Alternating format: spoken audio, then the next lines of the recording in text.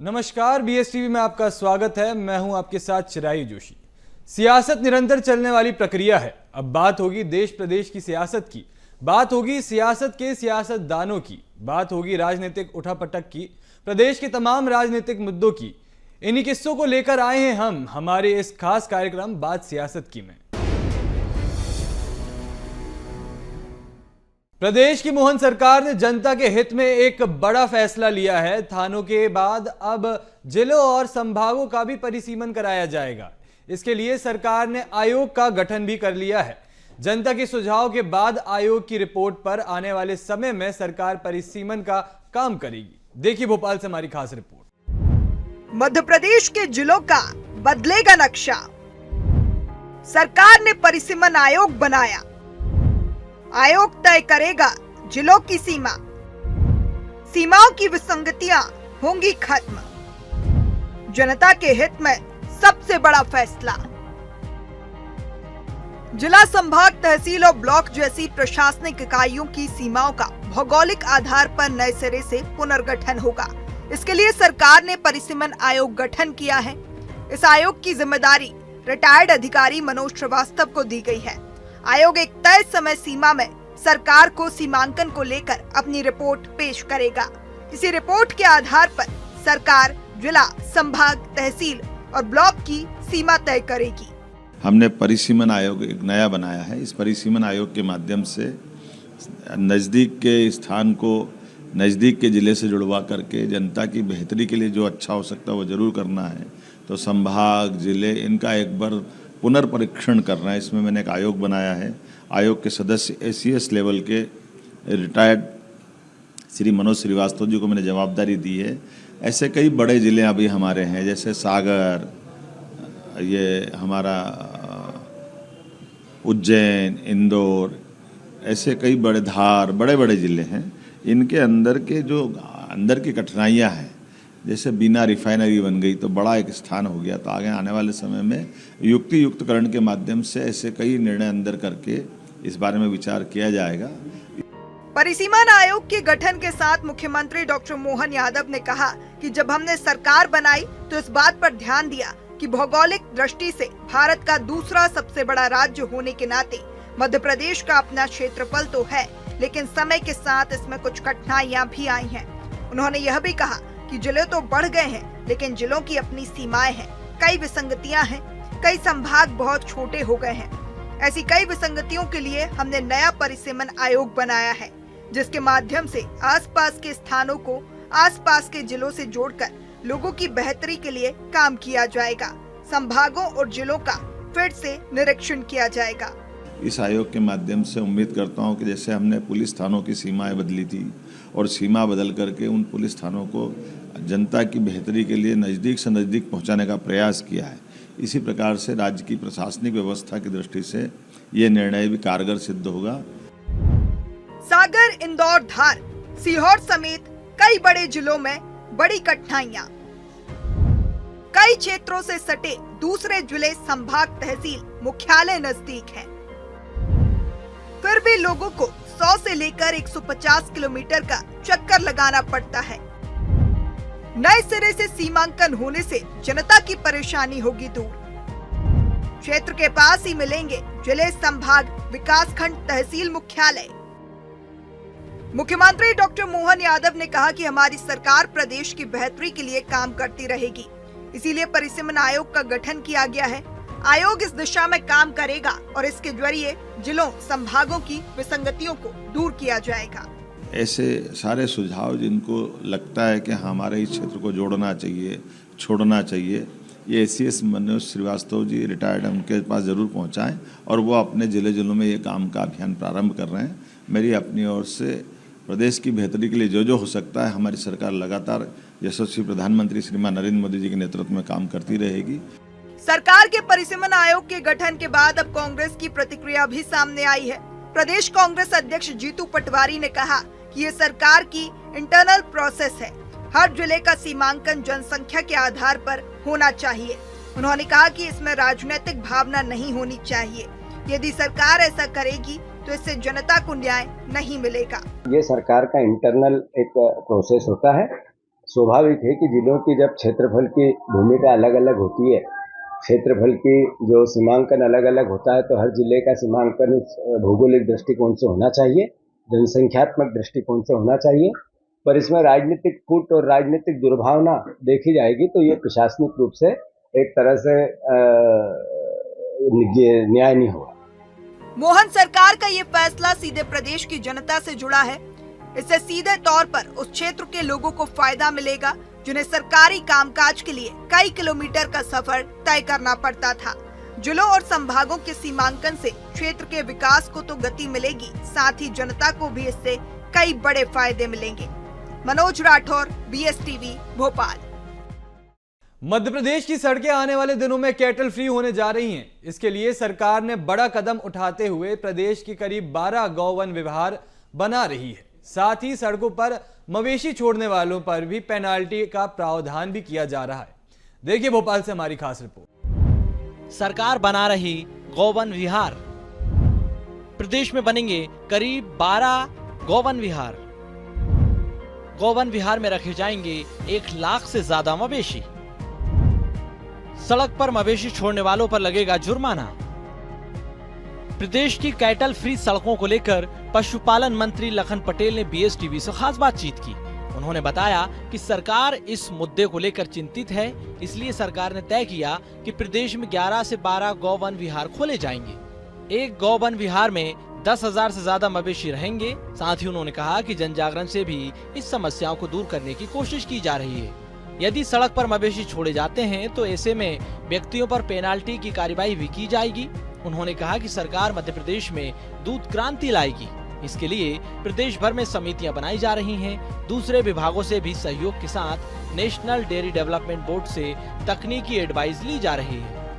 एक तो जन जागरण की आवश्यकता है। जो लोग पशुपालक खुद अपनी गाय को दूध लगा करके छोड़ देते हैं, उनको जन जागरण की आवश्यकता है। दूसरी बात, इसमें जो हम अभी करने जा रहे हैं, वन्य विहार बना रहे हैं, गौ वन्य विहार। बड़े बड़े 400 एकड़ 500 एकड़ जहां जितनी जमीन अधिकतम उपलब्ध है, उसमें कहीं जितने जानवर, मतलब कहीं 5,000 से लेकर 10,000 15,000 जानवर तक एक वन्य विहार में हम रखेंगे। ऐसे अभी हम लगभग 11 या 12, एग्जैक्ट नंबर मुझे याद नहीं, 11 या 12 बना रहे हैं। और हम लोग लगातार प्रयास भी कर रहे हैं इसमें कि ये समस्या हल हो, चाहे वो जन जागरण के माध्यम से हो, चाहे इस तरीके से हो। दरअसल गौवन विहार के लिए सरकार जंगल से जुड़ी हुई राजस्व भूमि की तलाश कर रही है। ये वन विहार कई एकड़ जमीन में रहेगा। इसमें गोवंशीय पशुओं को चरने के लिए जंगल में छोड़ा जा सकेगा। एक वन्य विहार में 10,000 से अधिक गोवंशीय पशुओं को रखने की व्यवस्था होगी। राज्य सरकार यहाँ पर प्रति गाय 71 रुपए हर दिन के हिसाब से अनुदान देगी। इसमें 50 रुपए वहाँ पर काम करने वाले कर्मचारियों के लिए भी रखा जाएगा। इनका संचालन गैर सरकारी संगठनों NGO से कराया जाएगा। प्रदेश में अभी मौजूदा गौशालाओं को प्रति गाय 20 रुपए दिए जाते हैं। गौवन विहार में कुल गायों में 40% तक दुधारू गाय को रखा जा सकेगा। गौवन विहार बनाने के लिए विभाग के पास 6,700 एकड़ जमीन है। रायसेन बालाघाट में विहार के लिए 500 एकड़ जमीन अधिग्रहित की जा रही है। सीहोर, शिवपुरी, जबलपुर, सागर, टीकमगढ़, पन्ना, खरगोन, मंदसौर, बालाघाट, रायसेन, बैतूल, छिंदवाड़ा, सिवनी में बनाया जा सकेगा गौवन विहार। उधर बीजेपी का आरोप है कि अविभाजित मध्य प्रदेश में 10 वन्य विहार थे। इनमें 2 छत्तीसगढ़ और 8 मध्य प्रदेश में। साल 2000 में तत्कालीन कांग्रेस सरकार ने इन्हें बंद कर दिया था। हालांकि अब सरकार के इस फैसले पर कांग्रेस ने तंज कसा, कई आरोप बीजेपी पर लगाए हैं। प्रदेश कांग्रेस प्रवक्ता विवेक त्रिपाठी ने कहा कि बीजेपी गौवंश के नाम पर राजनीति कर रही है। अब फिर से दावा किया जा रहा है कि गौवन विहार खोले जाएंगे। ये बीजेपी सरकार की कोरी घोषणा साबित होगी। प्रदेश में गौशालाओं की हालत खराब है। इनके नाम पर आने वाले बजट को बीजेपी से जुड़े लोग खा जाते हैं।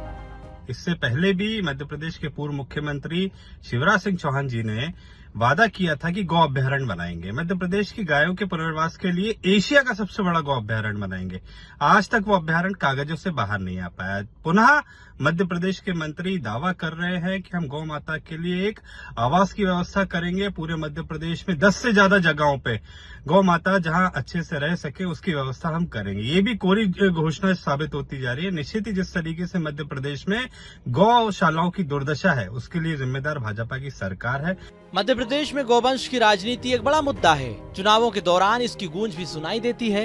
हालांकि ये चुनावी सीजन नहीं है, लेकिन राजनीति में बने रहने के लिए राजनेता हर छोटे बड़े मुद्दे को भुनाने की कोशिश करते हैं। अब सरकार ने गौवंश पर बड़ा फैसला लिया तो विपक्ष कहां चुप बैठने वाला है, इसलिए इस मुद्दे पर जुबानी जंग जारी है।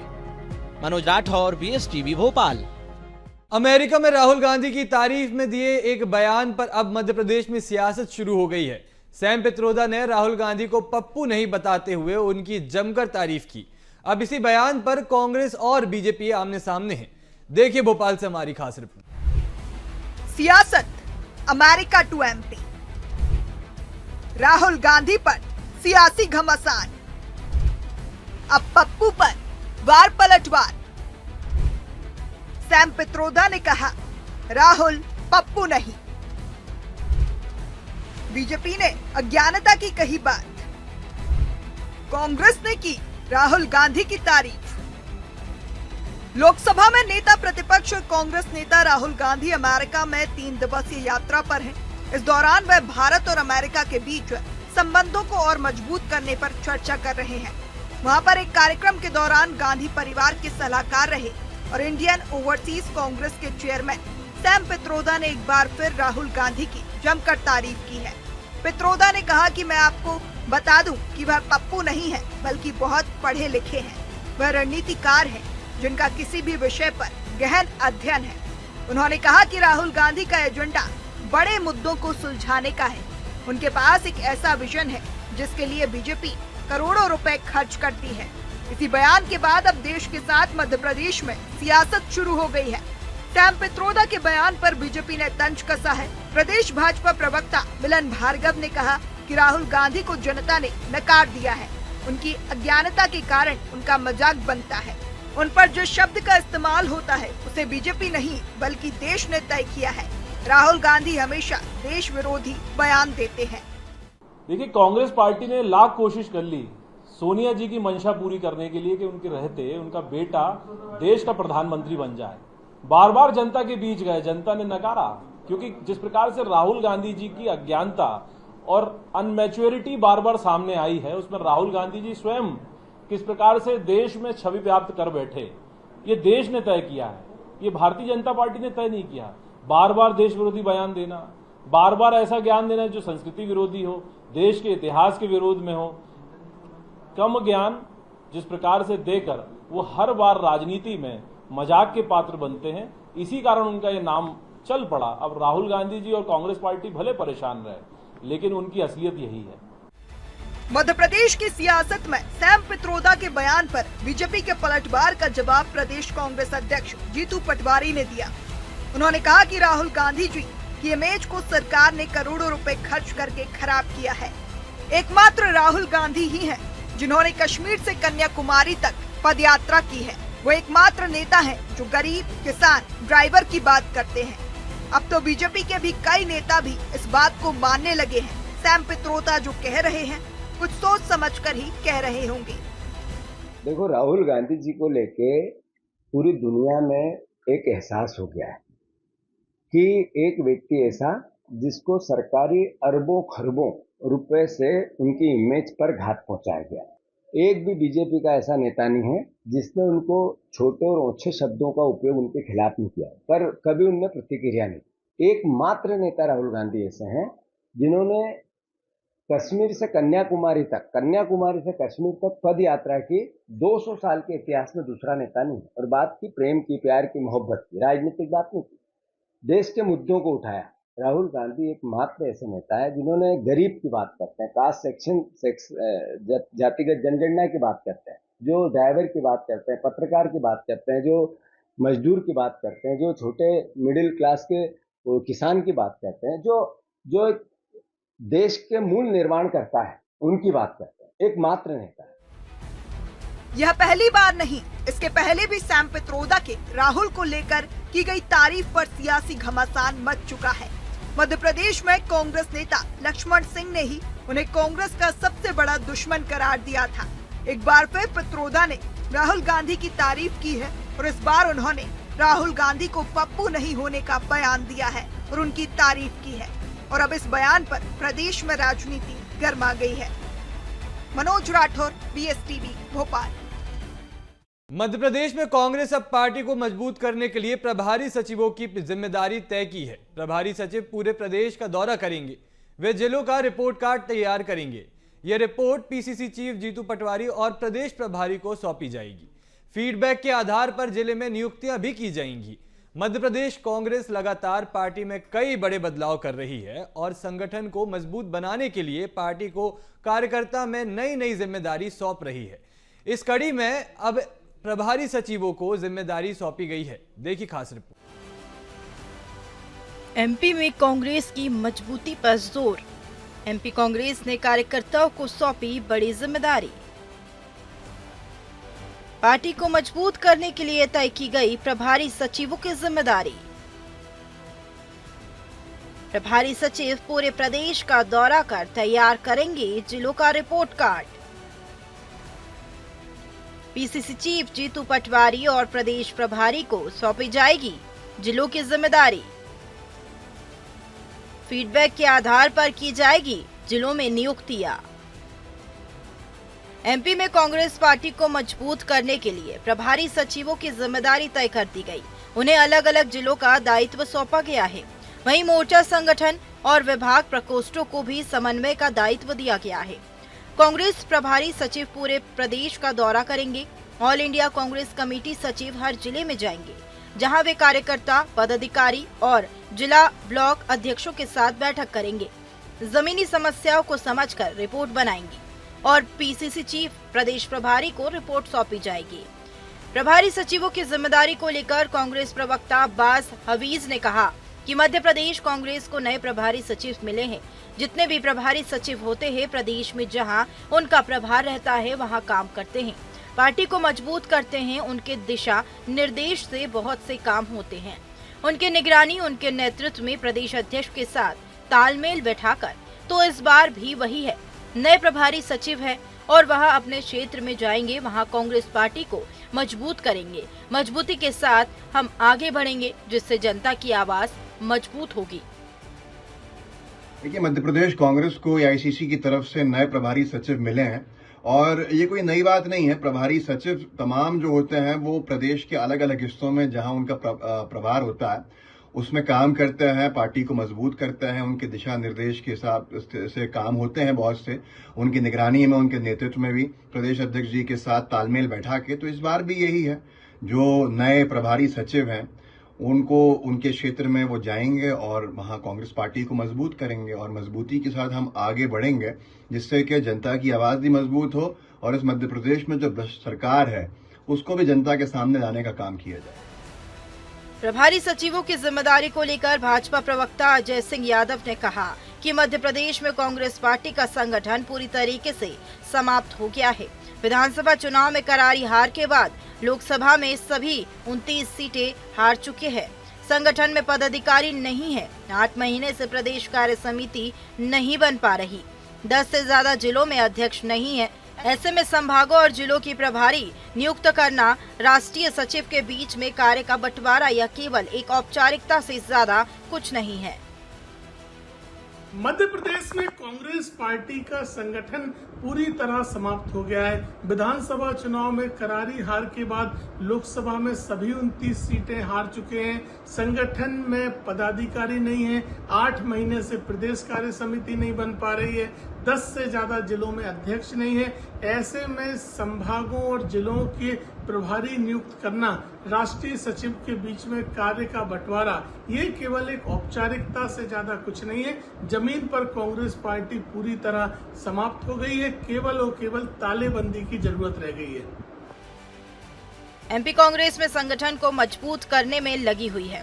प्रदेश कांग्रेस कार्यालय में लगातार पार्टी के कार्यकर्ताओं के साथ बैठक की जा रही है। साथ ही साथ कार्यकर्ताओं को नई जिम्मेदारी भी सौंपी जा रही है। MP कांग्रेस प्रभारी सचिव संजय दत्त को भोपाल समेत मालवा, निमाड़ के जिलों का जिम्मा सौंपा गया। सभी मोर्चा संगठन प्रकोष्ठ भी प्रभारी सचिवों के साथ मैदान में उतरेंगे। प्रभारी सचिव पूरे प्रदेश का दौरा करेंगे। वे जिलों का रिपोर्ट कार्ड तैयार करेंगे। रिपोर्ट और फीडबैक के आधार पर जिलों में नियुक्तियां की जाएगी। मध्य प्रदेश के विधानसभा चुनाव में बीजेपी के लिए गेम चेंजर साबित हुई लाडली बहना योजना की सितंबर महीने की राशि सीएम डॉक्टर मोहन यादव ने बीना से महिलाओं के खाते में 1574 करोड़ रुपए की राशि ट्रांसफर की है।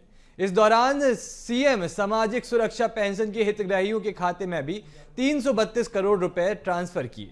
इस कार्यक्रम के पहले ही कांग्रेस विधायक जयवर्धन सिंह ने लाडली बहना योजना की राशि अगस्त की तरह 1500 रुपए देने की मांग की थी।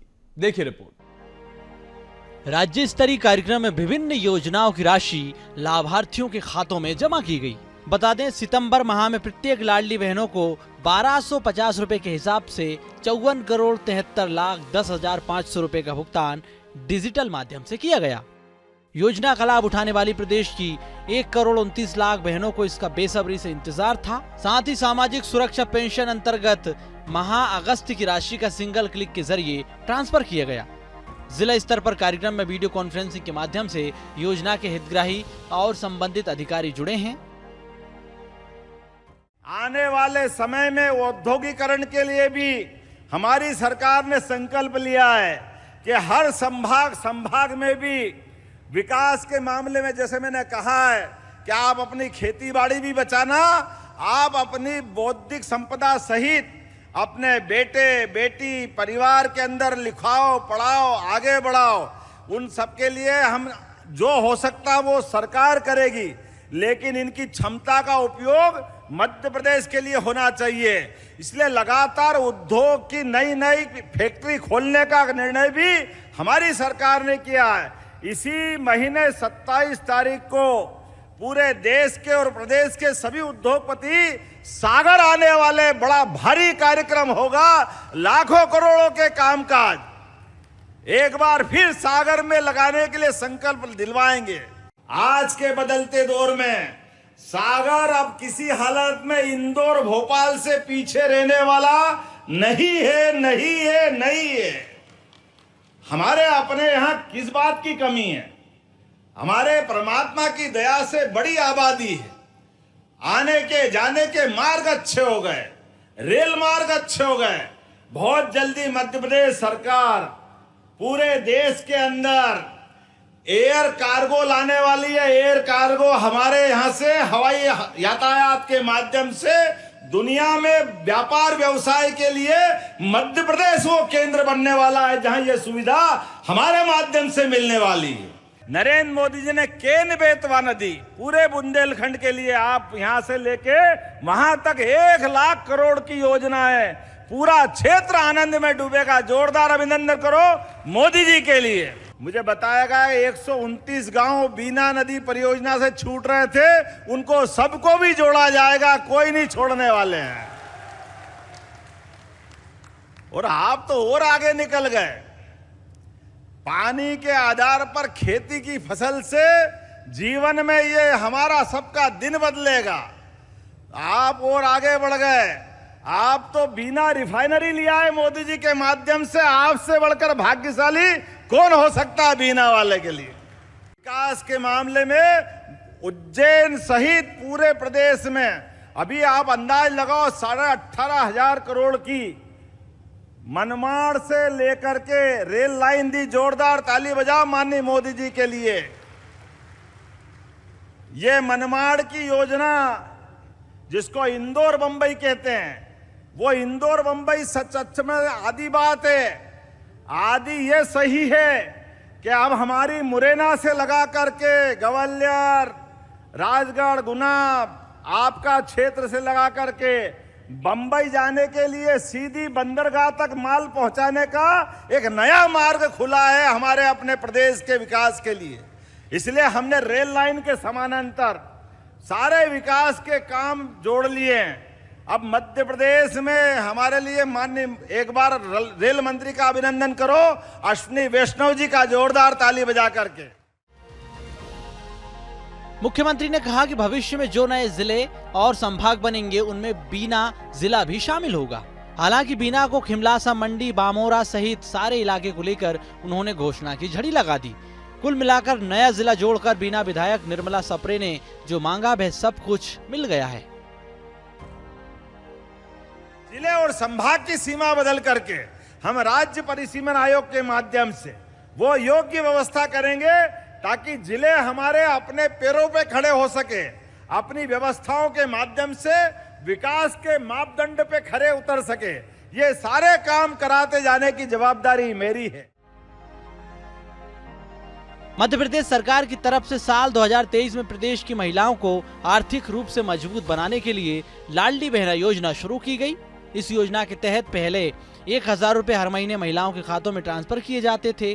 बाद में राशि को बढ़ाया गया, 1250 रुपए कर दिए गया। अब हर महीने इस योजना के तहत पात्र महिलाओं के खातों में 1250 रुपए ट्रांसफर किए जाते हैं। बात सियासत की में आज के लिए बस इतना ही। बने रहिए BS टीवी के साथ। नमस्कार।